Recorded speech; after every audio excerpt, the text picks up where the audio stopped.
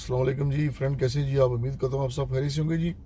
कुछ भाइयों को क्वेश्चन था जी कि अमीन भाई, जब हम कनाडा में आते हैं विजिट वीज़े पे या किसी भी तरीके से आते हैं तो हम पॉलिटिकल असाइलम कैसे करते हैं जी, असाइलम क्लेम कैसे करते हैं, रिफ्यूजी केस कैसे करते हैं, या आप समझ लें कि सियासी पनाह का केस कैसे होता है। तो इसके मैं बताता हूँ जी, इसके दो तरह के तरीके होते हैं जी।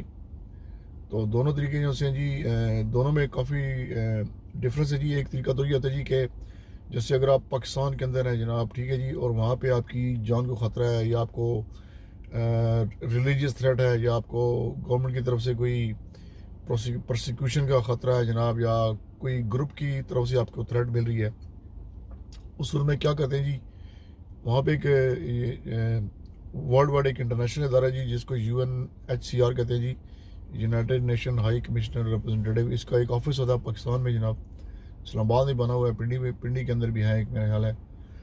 तो वो क्या कहते हैं जी कि आप अपना जो है ना केस प्रिपेयर करते हैं सारा, वो जनाब प्रिपेयर करके आप उस इदारे में जाते हैं जी। आप जाके उनको सारी अपनी डिटेल बताते हैं। उस डिटेल के अंदर आपने ये मेंशन करना होता है जी कि मेरी जान को ख़तरा है, ठीक है जी, या मेरी फैमिली को ख़तरा है, मुझे मार देंगे, या मेरी प्रॉपर्टी को ख़तरा है, मेरे बिज़नेस को थ्रेट मिल रही है जनाब, ठीक है जी। इस तरह की आपने स्टोरी बनानी होती है।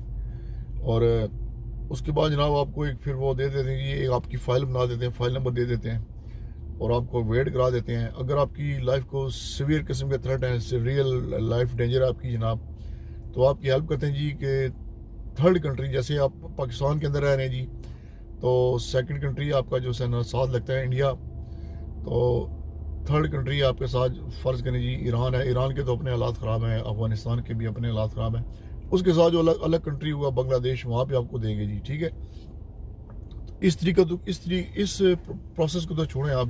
UNHCR का जो आपके कंट्री के साथ तीसरा कंट्री होता है, वहाँ पे आपको पॉलिटिकल असाइलम दिलाते हैं, ठीक है जी, UN कार्ड बन जाता है आपका। इसको छोड़ें आप। दूसरा तरीका ये होता है जी कि अगर आप कनाडा में आते हैं विजिट वीज़ा लेके, या आप किसी एजेंट के थ्रू आ जाते हैं जी, without any document, without any identification, without any मतलब आप आते हैं जनाब बगैर किसी पासपोर्ट के, बगैर किसी आईडी कार्ड के जनाब। तो कोई भी नाम आप ले लें। कुछ लोग क्या करते हैं जी, अभी पिछले दिनों की बात है, एक बंदा जनाब इस्लामाबाद एयरपोर्ट से तकरीबन 3-4 महीने पहले की बात है, ये आपको सही स्टोरी बता रहा हूँ। ये एक बंदा जनाब इस्लामाबाद एयरपोर्ट पे काम कर रहा था। तो वो क्या करता था जी, जितने भी हैंडीकैप होते थे ट्रैवलर, जो इंटरनेशनल ट्रैवल करते थे, ठीक है जी, वो उनको व्हील चेयर पर बैठा के जनाब, तो वो उनको जहाज़ में छोड़ता था। उस बंदे ने क्या किया जनाब कि एक माजूर आदमी था, उसको जनाब लेके आया जहाज़ के अंदर। उसने ब्लू कलर का कोट पहना हुआ था उस बंदे ने। वो कोट आके जनाब उसने उतार के कहीं रख दिया, किसी सीट के नीचे रख दिया, और वो बंदा जहाज़ में बैठ गया जनाब, ठीक है जी। अब जहाज़ में जब आप एंटर होते हैं, एज ए पैसेंजर एंटर होते हैं, तो जो एयर क्रू होता है आपका, जो एरोप्लेन का क्रू होता है, जहाज़ का क्रू होता है, वो आपका पासपोर्ट नहीं चेक करते, वो आपका सिर्फ बोर्डिंग कार्ड चेक करते हैं। तो PIA की बात कर रहा हूँ आपको मैं, ये PIA की स्टोरी है, पाकिस्तान इंटरनेशनल की, क्योंकि जो इस्लामाबाद से टोरंटो फ्लाई कर रही थी। तो वो जनाब आके जनाब कोट उतार के सीट के ऊपर जनाब अपनी बैठ गया जी, ठीक है जी।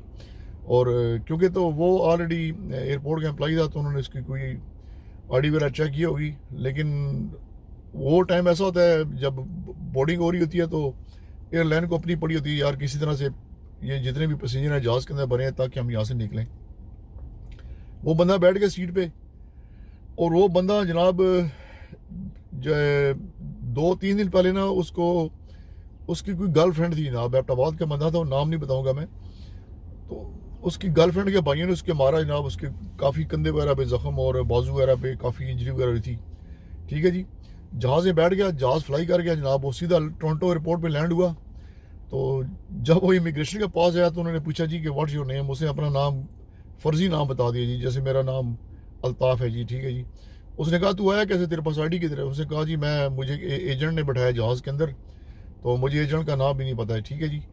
तो सारी इसे रीज़न बताई।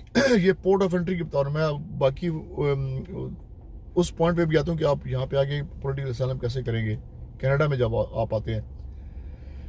तो वो जनाब यहाँ पे एयरपोर्ट पे आ गया जनाब, तो उन्हें इमिग्रेशन वालों ने इंटरव्यू किया उसका। उसको अलग से एक डिटेंशन रूम में ले गए, वहाँ पे जाके उसकी इन्वेस्टिगेशन की। उसका सामान वगैरह तो कुछ भी नहीं था उसके पास, ना कोई आईडी कार्ड था, ना उसके पास की पासपोर्ट था जनाब। तो उन्होंने जनाब क्या किया जी, उसको 4-6 घंटे रख के उन्होंने कहा जी कहाँ जाएगा। उसने कहा जी मेरा कोई जाने वाला नहीं है।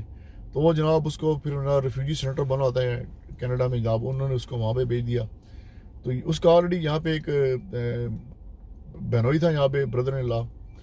तो बाद में लेटर ऑन उसके पास शिफ्ट हो गया था। मैं खुद, बल्कि मैं और मेरा एक दोस्त उसको रिसीव करने गए थे। वो जिसका ये था ब्रदर इन लॉ, वो हमारा दोस्त था जनाब। तो उसके पास भी पेपर नहीं थे, अनडॉक्यूमेंटेड वो यहाँ पे इमिग्रेंट था। तो हम उसको लेने गए थे एयरपोर्ट पे। तो जनाब वो जब एयरपोर्ट पे आए तो उन्होंने डिटेंशन सेंटर में उसको ले गए, उसकी इन्वेस्टिगेशन वगैरह की जनाब, ठीक है जी। और उसको उन्होंने टेम्प्रेरी एक दे दिया वर्क परमिट। टेम्प्रेरी मतलब जो जो क्या कहते हैं, टेम्प्रेरी रेजिडेंट परमिट उसको दे दिया, TRP जिसको कहते हैं। और उसको जनाब $1400 स्टार्ट कर दिए उन्होंने, महीने के $1400। और इसको जनाब मिल गई लीगल एड गवर्नमेंट की तरफ से, जो लायर होता है, वकील होता है, ठीक है जी। तो अभी जनाब उसका जो है ना, अभी वो ये 3-4 महीने पहले की बात है। अभी बंदा वो जॉब भी कर रहे हैं जनाब, और $1400 वो गवर्नमेंट से भी ले रहा है, और under the table cash job भी कर रहा है। तो ये केस उसका चलेगा साल, 1.5 साल, 2 साल। उसके बाद ये है कि निकालते नहीं है यहाँ पे। जब आपको जनाब अगर आपका केस फाइल नहीं होता, अमीन के अप्रूव नहीं होता, रिजेक्ट हो जाता है, तो आपके डिपोर्टेशन ऑर्डर आते हैं, रिमूवल ऑर्डर आते हैं। लेकिन उसमें क्या होता है जी कि यहाँ पे एक और होता है जी, HNC एक होता है, प्रोसेस होता है जिसको ह्यूमैनिटेरियन एंड कंपैशनेट कहते हैं जनाब प्रोसेस। वो इंसानी हमदर्दी की बुनियाद पे आपको जनाब जज के पास अपील जाती है। तो कहते हैं जी कि यार ये बंदा जाएगा तो जाके करेगा क्या, आप ऑलरेडी यहाँ पे है। तो वो जज उनसे ना इंसानी हमदर्दी के तहत उस बंदे को यहाँ पे PR कार्ड दे देता है, लीगल कर देते हैं, ठीक है जी। अच्छा, अब मैं पॉइंट पे आता हूँ जी। जब आप कनाडा में आप आते हैं, चाहे आप विजिट वीज़े पे हैं, चाहे आप किसी एजेंट के थ्रू आए, तो यहाँ पे जनाब 2 तरह के होते हैं बॉर्डर। एक लैंड बॉर्डर होता है, एक जनाब एयर बॉर्डर होता है। जैसे जहाज़ के थ्रू आप आते हैं एयरपोर्ट पे, एक बॉर्डर उसको कहते हैं जी, पोर्ट ऑफ एंट्री कहते हैं। एक लैंड बॉर्डर होता है। लैंड बॉर्डर ये जी, जैसे अगर आप USA के अंदर हैं और USA से आप कनाडा में आके पॉलिटिकल असाइलम का केस करना चाह रहे हैं, तो you must present your self at the port of entry. जो फ़र्ज़ करें जैसे न्यूयॉर्क से बफलो का जो बॉर्डर है, फोर्ट एरी का लगता है, ओंटारियो का, वहाँ पे आप आएंगे जनाब, अपनी कहानी बताएंगे सारी। वही सेम प्रोसेस जो मैंने आपको मैंने उस बंदे की स्टोरी इसलिए बताई कि ताकि आपका थोड़ा सा क्लियर हो जाए कि पॉलिटिकल असाइलम होता कैसे है। तो वो जनाब आपको पोर्ट ऑफ एंट्री पे जनाब इन्वेस्टिगेशन रूम होता है अलग से, वहाँ पे जाके आपकी सारी इन्वेस्टिगेशन होती है जनाब 2-3 घंटे की। उसके बाद आपको फिर अगर आपको कोई जानने वाला हो तो उसके पास भेज देते हैं। अगर नहीं होता तो जनाब आपको रिफ्यूजी सेंटर में भेज देते हैं, वहाँ पे कुछ अर्सा रहते हैं। फिर आपको लेटर ऑन आप कहते हैं जी मैं मूव होना चाह रहा हूँ, तो ये 100 जनाब आपकी जो सी ना ये सारी कार्रवाई पूरी हो जाती है। और पॉलिटिकल असाइलम करने के तरीके होते हैं जी। कुछ लोग तो अपने आप को शिया बना देते हैं जी कि मैं शिया हूँ जनाब, शियों को पाकिस्तान में ख़तरा है। या कुछ लोग कहते हैं जी मैं अहमदी हूँ। अस्तगफुरुल्लाह, ऐसा करना नहीं चाहिए, लेकिन लोग करते हैं जनाब इस तरह की स्टोरियाँ बनाते हैं। कुछ अपने आप को मरज़ई अहमदी कादियानी बना देते हैं, उनके केसेस भी हो जाते हैं जनाब, लगे हाथ, ठीक है जी। कुछ लोग गे बन जाते हैं। गे आपको पता ही है कौन होते हैं जनाब, मैं थोड़ा सा ओपनली बोलूँगा, आप समझ गए होंगे गे कौन है। गे को बड़ी सपोर्ट है क्योंकि यहाँ पे LGBT जो ऑर्गेनाइजेशन है वो बड़ा सपोर्ट करती है जी। उस पर भी बड़ा जल्दी यहाँ पे केसेस हो जाते हैं। और कुछ लोग जनाब रिलीजियस परसिक्यूशन का बताते हैं जी कि मैं जनाब वहाँ पे फ़लाँ जमात से हूँ, तालिबान से हूँ, या मैं किसी भी इस्लामी जमात से हूँ जनाब, जो पाकिस्तान में बैंड हुई हैं जनाब, कलअदम तंजीमें हैं, उनका शो करते हैं जनाब। तो उनके साथ क्या कहते हैं जी कि गवर्नमेंट एजेंसी है ना, उनको पता होता है, जो पाकिस्तान में जो कैनेडियन हाई कमीशन वाले बैठे हैं, इनको हमारे पाकिस्तान के सिस्टम का पता है, हमारी इकानमी का पता है। They know each and everything. आप इनसे कोई चीज़ हाइड नहीं कर सकते। इन लोगों को जनाब लोकल लैंग्वेज भी आती है और टोटल एक्सेस होती है जनाब की गवर्नमेंट की जो वेबसाइट्स होती हैं। तो ये जनाब इस तरह के अल्लाह आपका भला करे स्टोरियाँ बनती हैं जनाब। इस तरह के जो मैंने तंजीमें बताई हैं, इनसे अगर आप अपने आप को लिंक रखें जनाब, अगर आपने वाकई रिफ्यूजी केस करना है तो वहाँ पर जनाब फ़ोटो शोटो बना लें। जैसे TRP वाले हैं, तहरीक लबैक पाकिस्तान, उनको भी ख़तरा होता है जनाब। इसके अलावा एक और थे हमारे हाफिज़ साहब जनाब, जो आज के नज़रबंद हैं, उनकी तंजीम का बना लें।